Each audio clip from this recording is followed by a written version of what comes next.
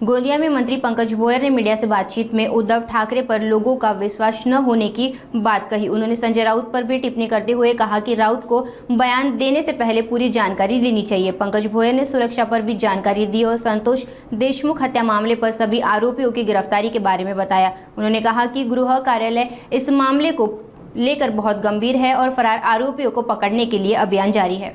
जवळजवळ सर्व आरोपींना अटक झालेली आहे आणि जे आरोपी फरार आहेत त्याचा देखील शोध त्या ठिकाणी चालू आहे आणि सरकार याच्याबद्दल गंभीर असून गांभीर्याने संपूर्ण चौकशी चालू आहे। संजय राऊत यांचं आरोग्य हे काही व्यवस्थित आहे असं वाटत नाही। ते रोज सकाळी उठून कुठल्याही पद्धतीची बडबड त्या ठिकाणी मीडियासमोर करत असतात।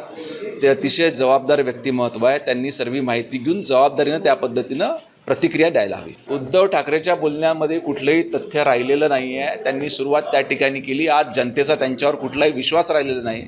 फ्रस्ट्रेशनमध्ये येऊन ते ह्या पद्धतीचे स्टेटमेंट करत असतात। महायुतीमध्ये कुठल्याही पद्धतीचा तणाव नाही। अतिशय समन्वयानं संपूर्ण महाराष्ट्रामध्ये ह्या ठिकाणी काम चालू आहे। राहिला प्रश्न सुरक्षेचा, हा सुरक्षा देण्याचं एक डिपार्टमेंट आहे। ते 6 महिन्यातनं 12 महिन्यातनं एक वेळा सर्वे त्या ठिकाणी करत असते आणि कुठल्या व्यक्तीला किती सुरक्षा द्यायची हे ते ठरवतात आणि त्या अनुषंगानं सुरक्षा देण्यात येत असते।